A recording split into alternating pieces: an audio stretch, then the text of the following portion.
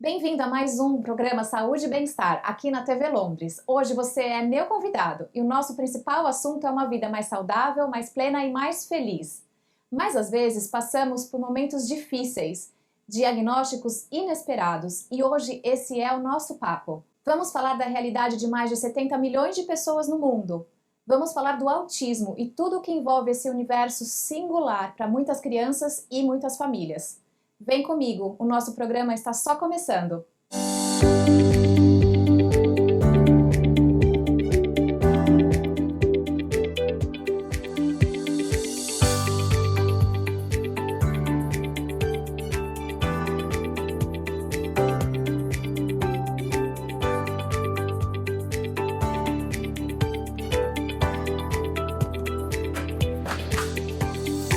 Seja muito bem-vinda, Kirsten. Ela que é britânica, fez faculdade de psicologia no Brasil, tem um português exemplar. Obrigada. Hoje nós vamos falar sobre autismo. Sim. Você é terapeuta com especialização em autismo, não é isso? Isso mesmo. Eu fiz faculdade de psicologia lá no Brasil, em Santos, e ao terminar a faculdade eu retornei aqui para a Inglaterra e fiz um mestrado em estudos sobre autismo. Muito bem. E o que te levou ao autismo? Como o autismo entrou na sua vida, Kirsten? Começou assim, eu estava na faculdade, no quarto ano, e eu precisava fazer um estágio na área de psicologia educacional. Ao mesmo tempo, eu precisava de um trabalho para pagar o meu aluguel. Então, eu procurei e encontrei um anúncio de um trabalho, um estágio, para trabalhar com uma menina de 3 anos, que hoje eu sei que é autista, mas na época não sabíamos qual era o diagnóstico, apenas que ela tinha um atraso no desenvolvimento dela, comparando aos coleguinhas na escolinha que ela ia. E aí eu pensei, não vai ser difícil isso, né? Aí eu fui e aprendi na marra, assim, porque eu não tinha um treinamento especializado em autismo. Eu não sabia nada sobre autismo na época. E onde você buscava apoio? Então eu trabalhava com ela eu ia para a faculdade de manhã, eu ia trabalhar com ela no período da tarde, e aí à noite passava as minhas noites na internet, pesquisando. O bom é que eu falo inglês, né? Então eu pesquisava, tinha muito mais informação em sites em inglês do que no Brasil, em português, na época. Fazem uns 10 anos isso.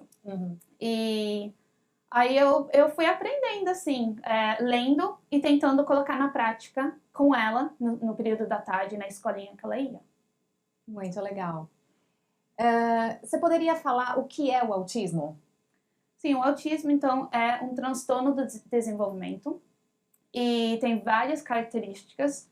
Hoje temos, então, o transtorno que o espectro tem, aqui na Inglaterra chamam de um guarda-chuva, tem muito embaixo desse guarda-chuva. Então podemos falar, que nem eu fiz o mestrado de 2 anos e tem muito mais que eu posso aprender. Então falar em 5 minutos vai ser difícil.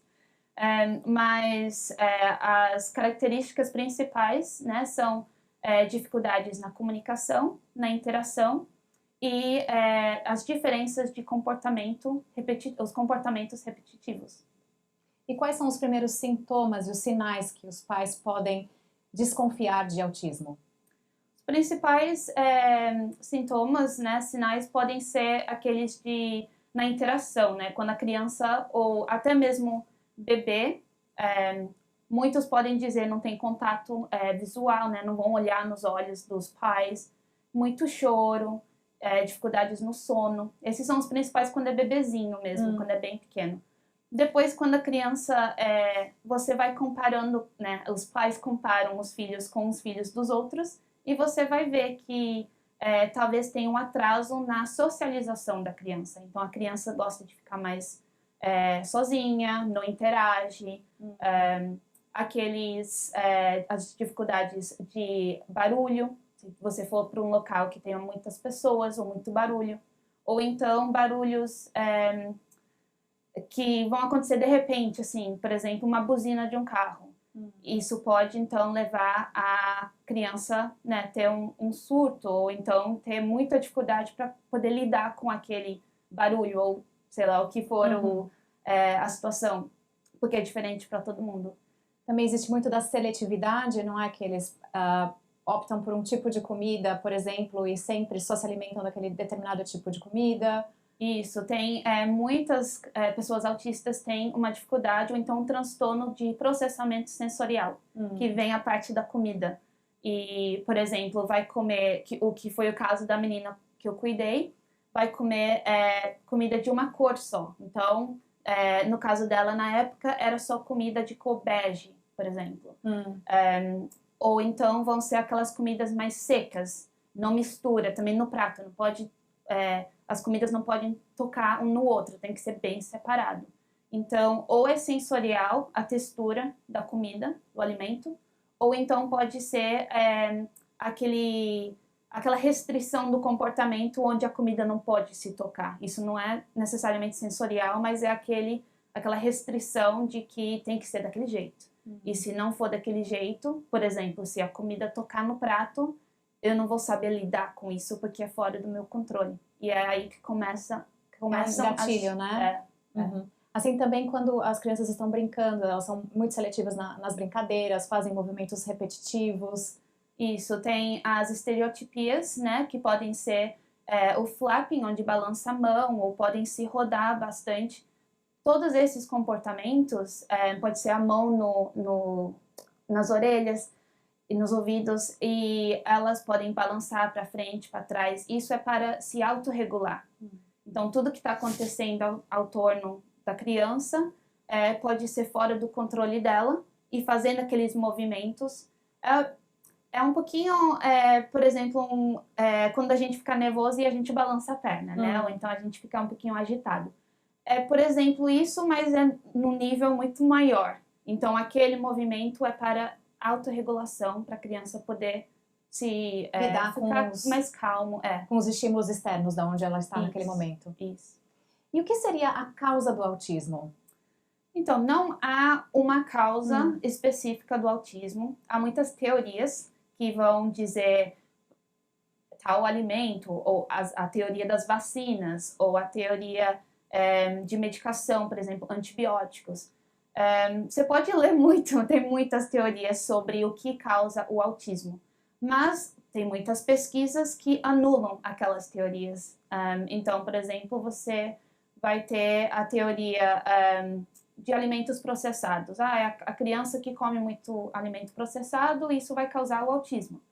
E aí pesquisaram famílias que têm uma dieta balanceada, não comem comidas processadas, é tudo assim natural, orgânico, e há uma criança autista. Então, eles anulam o fato de tal coisa causa o autismo, né?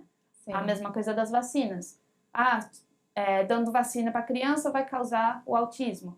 Aí fizeram uma pesquisa com o número certo lá de pais que não deram vacinas nenhuma nas crianças, e as crianças são autistas. Vacina é sempre um ponto bem contraditório, né? Mas vale a pena a gente dizer aqui que existia um estigma que a vacina do sarampo, cachumba e rubéola, aqui no Reino Unido a gente fala MMA, poderia ser um dos causadores do autismo. Hoje em dia a gente já sabe que não é. Existem muitos estudos científicos que comprovam. Então, não deixem de dar a vacina por medo de autismo, porque já foi comprovado que não é essa a causa. Isso. A gente sabe que genética também pode influenciar, né? Sim, tem muitos estudos, ou até você talvez vai conhecer alguém que o pai é autista, o filho também, ou então muitos irmãos que são autistas, os dois. Não necessariamente você vai ter um filho ou outro vai ser, mas a probabilidade é muito alta. Então, tem essa questão de ser genética, tem algum fator biológico nisso. Sim. Agora, Kirsten, como você é terapeuta, eu queria te fazer uma pergunta que, assim, quando a gente recebe um diagnóstico, seja ele qual for, existe sempre aquele período da aceitação do diagnóstico. Como você trabalha isso com a família que acabou de receber esse diagnóstico para uma criança ou até mesmo numa fase adulta? Porque a gente sabe que isso pode acontecer, né? Sim. Eu trabalho muito com criança e com a família inteira. E é difícil no início. Eu já vi de tudo, de mãe e pai que de cara eles já pensavam alguma coisa assim, tipo, será que meu filho é autista? E então aquela aceitação vem mais rápido, porque eles já estavam trabalhando aquilo com, né? Já desconfiavam. Isso, já desconfiavam, já estavam conversando. Conversar é muito importante entre o casal, né? Ou entre a família mesmo, porque o casal, os pais, podem aceitar, mas a família ao redor, os avós, né? Talvez não aceitam. Então, conversar sobre a criança, sobre o que é o autismo, de uma maneira positiva também, é muito importante. Mas eu já lidei com muitas famílias onde os pais deixaram as mães com os filhos e, né, no final do dia foi por causa do diagnóstico, foi porque talvez não aceitaram, talvez não souberam lidar com a diferença, né? Todo pai sonha o jeito que seu filho vai ser, né? E aí, quando vem uma notícia de qualquer diagnóstico, verdade. Se você não conhece muito bem, é uma dificuldade, talvez não, tem um luto, né? Existe o luto, Existe sim. o luto daquilo que você sonhou que seu filho vai ser. Se por exemplo, você sonhou que seu filho vai ser jogador de futebol. É natural isso. E aí, quando vem aquela notícia, você talvez não sabe aonde. Então, né? E é importante a gente falar sobre o luto, porque, na verdade, cada um tem o seu tempo do luto. Então, para uma pessoa pode ser um período curto, outras anos, né? Até ter a aceitação. Mas o que é importante é a gente envolver toda essa rede de apoio, a família toda, e trazer o que há de melhor, né? E estimular o potencial daquele indivíduo que foi diagnosticado com autismo. Você também trabalha com uma equipe multidisciplinar? Sim, cada criança autista que tem um diagnóstico, até mesmo durante o processo de receber um diagnóstico, tem muitos profissionais, a equipe, né, multidisciplinar envolvida. Então, temos, por exemplo, fono, que vai ser... Por exemplo, a menina com quem eu trabalhei no Brasil, ela ia ter em 2 fonos diferentes, que era bem interessante. E eu aprendi, foi onde eu comecei a aprender sobre as outras disciplinas, né? Então, temos a fono, temos terapia ocupacional, obviamente os médicos, as medicinas alternativas também, né? Por exemplo, muitos adultos autistas podem receber, talvez... acupuntura. Isso. Ou então, até exercício físico, né? Tem várias coisas da saúde que vão ajudar, não só no processo de receber um diagnóstico, mas também depois. E tem esse fator de precisar das especializações, né? De vários profissionais dessa equipe multidisciplinar para ajudar. Temos também, por exemplo, crianças... Eu falo crianças porque eu trabalho muito com crianças, mas adultos também. Que vão precisar, talvez, de uma intervenção comportamental. Aqui, as escolas, eles trabalham com intervenções diferentes, dependendo da criança. Então, cada pessoa autista vai precisar, talvez, de uma intervenção diferente, dependendo das dificuldades que aquela pessoa tem. Sim.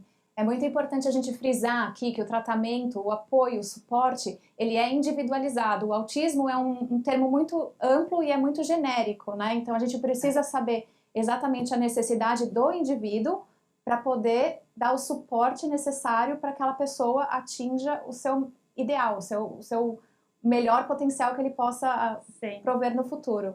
Né? Aqui na Inglaterra, eles estão mudando. Eu sei que no Brasil é um pouquinho diferente e cada pessoa tem a sua preferência da terminologia que nós usamos, né? Mas como estamos aqui na Inglaterra, eu vou dar o exemplo que estão passando do momento quando você fala, por exemplo, o autismo de alto funcionamento, ou autismo severo, autismo leve, que eu sei que ainda se usa no Brasil. Mas aqui eles estão deixando essa terminologia, por quê? E é por isso que eu vou mencionar. Porque uma pessoa que talvez você pense, tem um autismo leve, você ou geralmente as pessoas já deixam de pensar que aquela pessoa precisa de um suporte, precisa de um apoio. E por mais que, vamos supor, uma pessoa pode estar indo para a escola, o trabalho, né, se for adulto, talvez em casa precisa de uma ajuda, um apoio com a higiene, ou qualquer coisinha que talvez seja básico para mim, para você, mas para ele é algo que ele tem dificuldade. Seria para retirar os estigmas mesmo, né, da palavra leve. Isso, não é um autismo...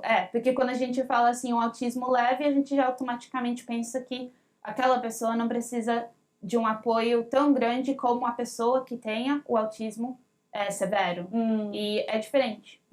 Nós não podemos comparar um com o outro. É verdade. Cada pessoa vai ter as suas necessidades diferentes e precisa de um apoio diferente também.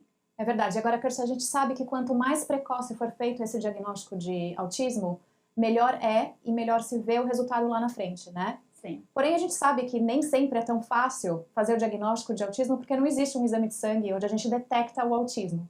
Então, os profissionais da saúde, eles vão avaliar, né, o desenvolvimento da criança, como que essa criança ou esse adulto interage socialmente. Qual é a diferença de você fazer um tratamento terapêutico quando você tem uma criança e quando você já tem um adulto, que o adulto já tem seus vícios, já tem os seus...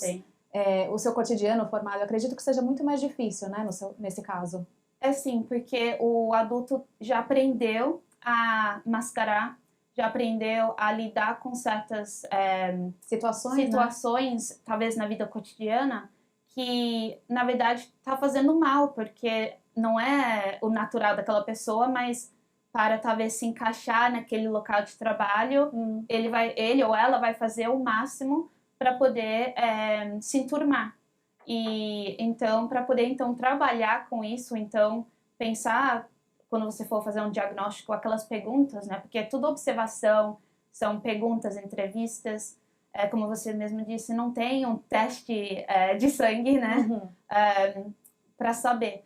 Mas vai tudo depender de como a pessoa se entende dos seus comportamentos. Então, será que a pessoa está mascarando? Será que a pessoa é daquele jeito mesmo, faz as coisas daquele jeito, ou está tentando, mesmo inconscientemente, tentando se encaixar naquele local de trabalho, naquela escola, naquela turma? Mas também, pelo outro lado, deve ser libertador para uma pessoa, um adulto, na fase adulta mesmo, reconhecer que ele tinha uma deficiência, uma dificuldade que, quando criança, ninguém pôde ajudar. Então, ele começa a entender o que ele sofreu, né, no passado, tinha uma explicação. É um alívio, né? Sim. Muitas pessoas com quem eu converso, que são autistas, agora adultos, ou então, que nem eu falei, pais, muitas vezes a criança recebe um diagnóstico, aí o pai ou a mãe fala, nossa, mas eu sou muito assim. Aí vai descobrir também é autista. E é assim, é como se fosse respirar fundo e soltar aquele alívio, né? Tipo, nossa, não era não é problema, minha, né? Não é um problema, Sim. não é culpa minha. Por isso eu tive tal dificuldade no passado, mas faz sentido agora. Sim, verdade. Muito bem. Nós vamos chamar os nossos comerciais e a gente já volta, tá bem? Sim.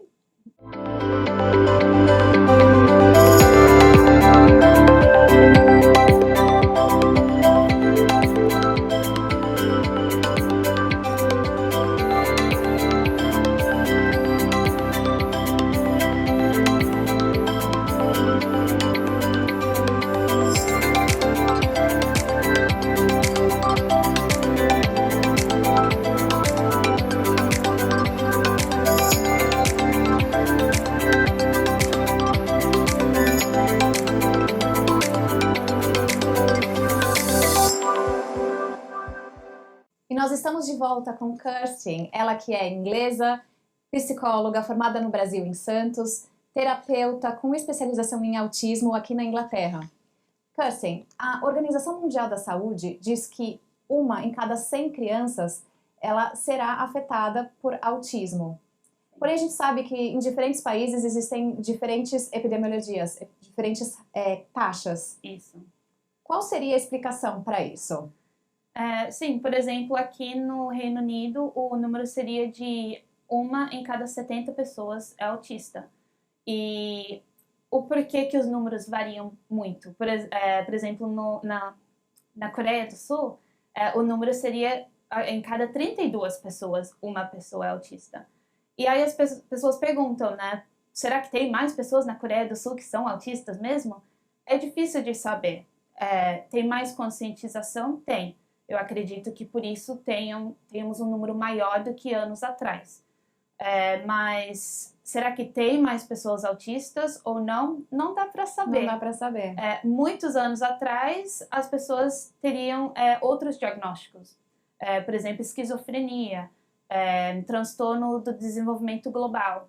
E hoje em dia, nós temos, então, dentro do espectro autista, várias das pessoas que talvez anos atrás seriam diagnosticadas com tal diagnóstico, hoje são considerados autistas. Então, mudou em termos de diagnóstico, né?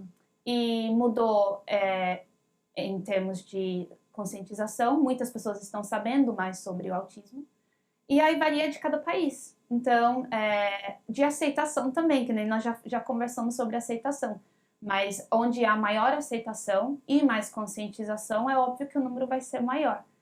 Também varia o apoio que cada país, o governo vai dar. Então, aqueles países onde o governo vai dar mais apoio, talvez os números sejam maiores, porque talvez há mais facilidade, né, de receber um diagnóstico. Certo. Agora, na sua visão, você que trabalhou no Brasil e trabalha aqui na Inglaterra, quais são as diferenças que você nota em termos de suporte? Então, 10 anos atrás, quando eu estava trabalhando no Brasil, 8 anos atrás, obviamente não, eu também varia de região. Então, por exemplo, o Brasil é um país muito grande. Então, o que eu vou contar aqui é a minha experiência do Sudeste. Talvez no Nordeste a questão seria bem diferente. Mas não tinha, por exemplo, eu falei, né, eu não tinha muito treinamento em autismo, conhecimento em autismo, eu tive que descobrir. Hoje em dia, como eu ainda tenho meus contatos lá e eu converso, a palavra já tá para fora, né, todo mundo, eu espero, sabe o que é o autismo. Então, sim, tem a diferença, por exemplo, na educação. Então, aqui no Reino Unido, nós temos muitas escolas, o que são chamadas de escolas especiais, e as escolas regulares. As crianças que vão para uma escola especial, geralmente é porque precisa de mais apoio na área comportamental. Certo. Então, não estou dizendo que pessoas ou crianças autistas não vão para as escolas regulares que tem, elas vão também. Se elas conseguem lidar e, né, ficar dentro de uma turma maior. Então, as escolas especiais, o que são? Turmas menores, tem as equipes multidisciplinares dentro da escola. Então, tem um apoio maior, muitas vezes focadas no comportamento. Porque, sim, se você mandar sua criança para uma escola regular, aqui o governo tem, né, é um pouquinho mais fácil aqui de você receber um apoio. Então, se você mandar sua criança para uma escola regular, você ainda vai conseguir uma ajuda de fono ou de uma terapia ocupacional. Já a minha visão no Brasil, tem mais inclusão, onde as crianças autistas e as crianças típicas estão juntas numa turma, numa escola. Não há tantas escolas, se tem, ou instituições especiais, né, que vão lidar somente com o autismo. E isso é bem bacana, porque isso faz com que a criança típica, ela vá ter o conhecimento, né? Sim. E desde a infância ela vai considerar aquilo como sendo algo que faz parte da rotina dela e que é normal ter diferença. Nós, seres humanos, todos somos diferentes, não é? Sim. Pessoalmente, eu prefiro que as crianças estejam juntas. Como você disse, sendo autista, tendo outra síndrome, por exemplo, síndrome de Down, que nós enturmamos as crianças todas juntas. Sim, cada criança na educação talvez vai precisar de um apoio maior. Talvez a criança autista precisa de um acompanhante terapêutico dentro da escola, ao seu lado, dentro da sala de aula, que é muito o que eu fiz no passado. Mas as outras crianças que estão ali vão conviver com aquela criança. E crianças são demais, né? Elas vão ver tudo que é de positivo naquela criança. Elas são curiosas. Sim. Um pouquinho como eu era no meu estágio, né? Perguntam, por que tal pessoa faz isso? Ou por que ela tá fazendo isso? Muitas das perguntas que eu tinha de crianças de 3 a 5 anos, para mim, foi: por que você vem na escola com ela? Então, é uma oportunidade de você ensinar as crianças desde pequeno as diferenças que cada uma de nós temos. Sim, um aprende com o outro, na verdade, é uma Sim. troca, né? Sim. E vale aqui a gente dizer que os autistas, eles são extremamente inteligentes, não é? Sim. Nós podemos falar daqui a pouco sobre outras características, né, do autismo, mas muitas crianças autistas, todos são espertos, muitos são muito inteligentes, têm uma memória incrível, né? Leem ou assistem um vídeo e já decoram, né? É um jeito que o cérebro deles funciona, né? Eles conseguem aquela memória memorizar muito facilmente. E então a educação, às vezes, que nem eu falei aqui das escolas especiais, não é parte acadêmica que eles precisam, talvez, de um apoio, talvez seja o comportamento mesmo, por causa do processamento sensorial. Então é meio que uma bola de neve, uma coisa vai afetando outra, né?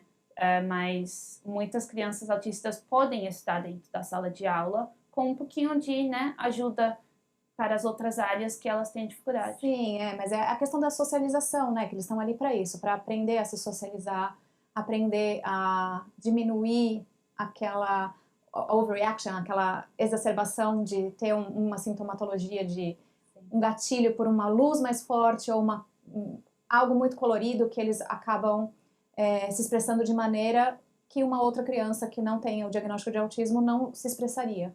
Então, essa troca é interessante, porque um tá sabendo lidar e conviver com a diferença do outro. Sim, né?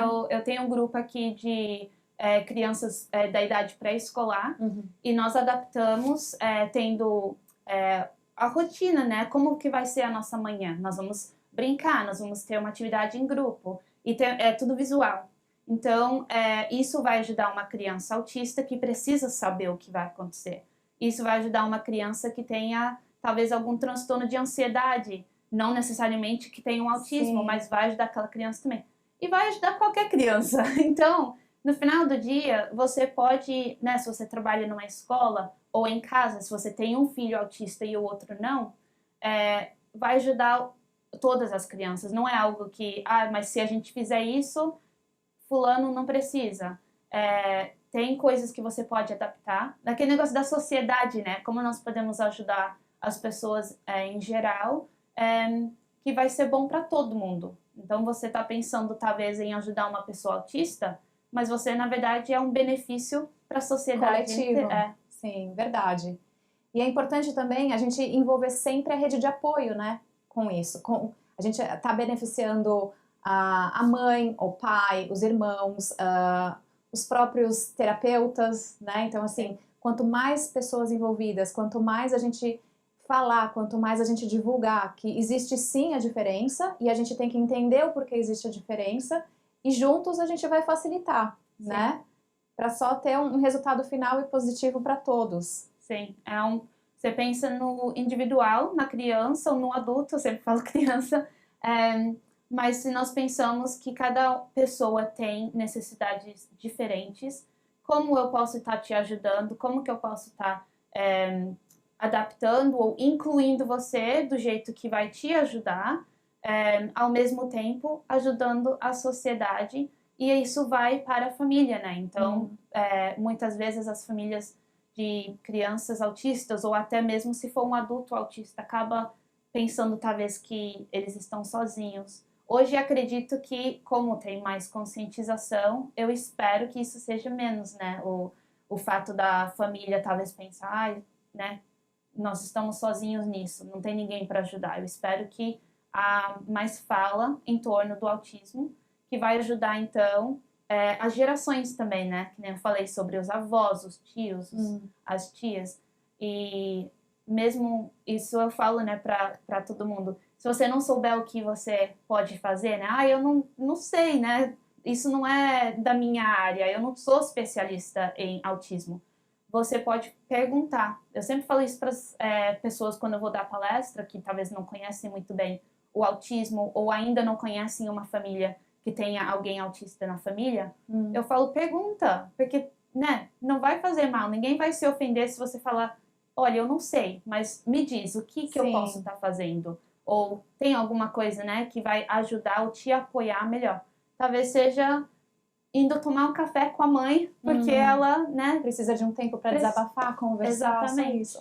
Talvez não é necessariamente diretamente com as características do autismo de uma criança. Não é o comportamento ou a educação ou a parte da comunicação, interação ou socialização. Talvez você não precisa estar ali fazendo algo, apoiando algo que você ainda não conhece.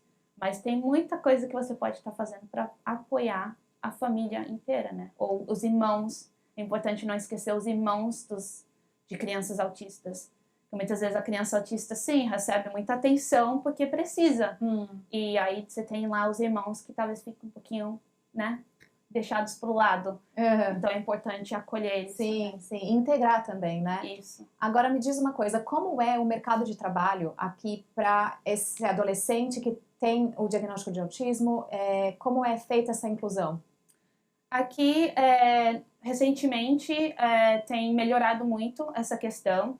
Antigamente, eram só as firmas, assim, é bem comum você saber, o autista gosta de computação, tecnologia, né? Então, as firmas aquelas firmas grandonas, né, de computação e informática, eles pegavam muitas pessoas autistas porque era muito bom para eles, porque tem aquele hiperfoco, né? E eles conseguem se focar, fazer aquele trabalho.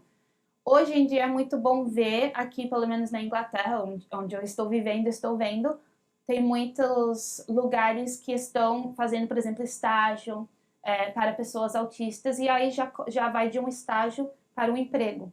Então, desde o início, para adolescentes, para jovens, que conseguem, né, talvez pelo colégio, ou até mesmo por um grupo comunitário, eles conseguem estar trabalhando. Tem muito supermercado, tem muitas lojas e cafés também que estão ali adaptando para que pessoas autistas possam estar trabalhando. Então, se eles precisam, talvez, de um intervalo maior, se eles precisam, enquanto eles trabalham, que a música, né, esteja um pouquinho mais baixa, as firmas, as organizações estão fazendo isso para poder incluir as pessoas no trabalho também. E se existe a necessidade de ter um cuidador vale a pena a gente dizer, porque às vezes fica um pouco estranho e os brasileiros não vão entender. Aqui no Reino Unido existe a profissão cuidador, sim, né? Onde o governo até fornece ajuda para pagar esse cuidador. Isso. Ou às vezes é o próprio governo que paga integralmente essa pessoa, o cuidador que vai ficar com uma pessoa que precisa, né, de um cuidado extra. Se ele tem essa necessidade durante o tempo do trabalho, ele vai ter o cuidador ali com ele, naquele período. Sim, ele vai ter. Então, tem os cuidadores que ajudam em casa. Tem também aqui lares de... eu não sei se tem no Brasil, talvez você saiba se tem ou não. São casas onde moram, por exemplo, 2 ou 3, vamos supor, jovens, né? Ou jovens adultos.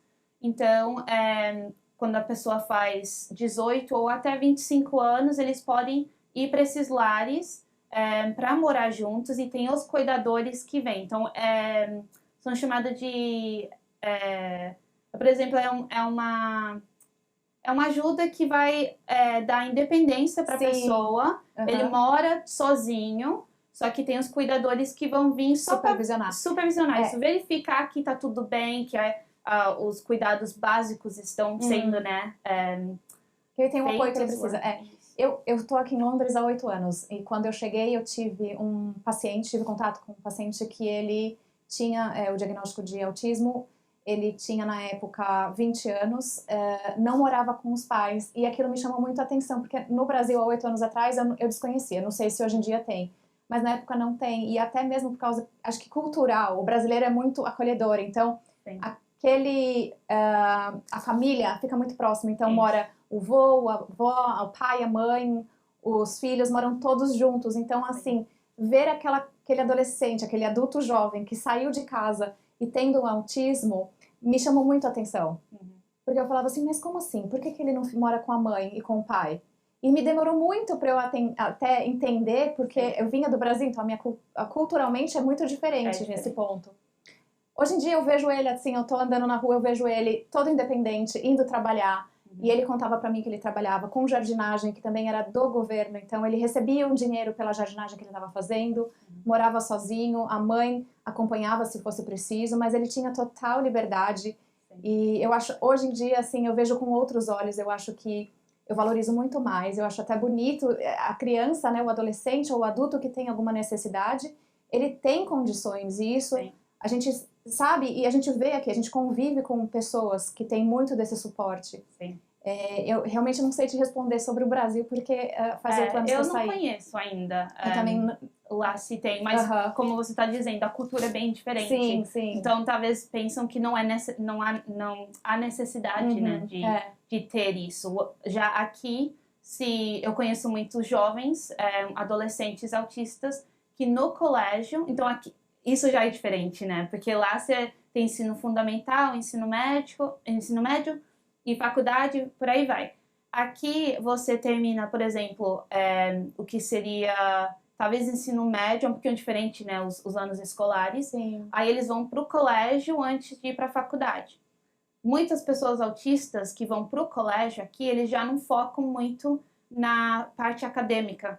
E sim, se é preciso, né, para aquela pessoa, vai depender de cada pessoa, na independência. São então, habilidades interpessoais, né? Isso vai ensinar, talvez a pessoa vai precisar saber como usar a máquina de lavar, ou então culinária. E não é culinária, talvez, para a pessoa virar um chefe. Legal se é, né? É muito importante também. Mas talvez seja o básico para a pessoa poder morar sozinho e saber cozinhar. Sim, ter a liberdade até dele de querer fazer coisas que a pessoa queira fazer. Sim. Dos próprios pais, de terem aquele momento entre eles, né? Sim. De terem a liberdade de ir viajar e saber que o espaço deles, que os filhos estão sendo cuidados por outras pessoas e que tá tudo bem, Sim. né? Isso é muito bacana. E isso eu aprendi aqui, né? Então é muito bom essa nossa entrevista, que a gente está levando informações para o Brasil e para o mundo inteiro.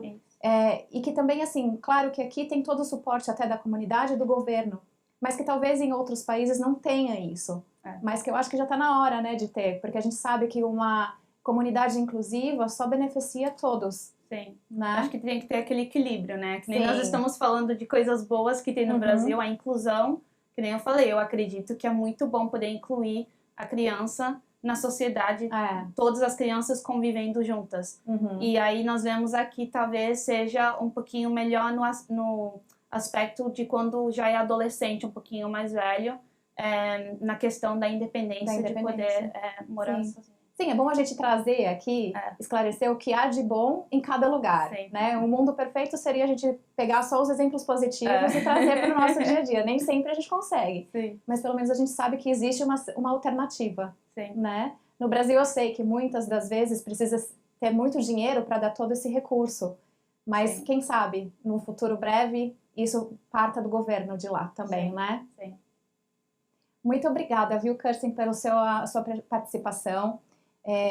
Você quer falar alguma coisa? Quer deixar algum recado?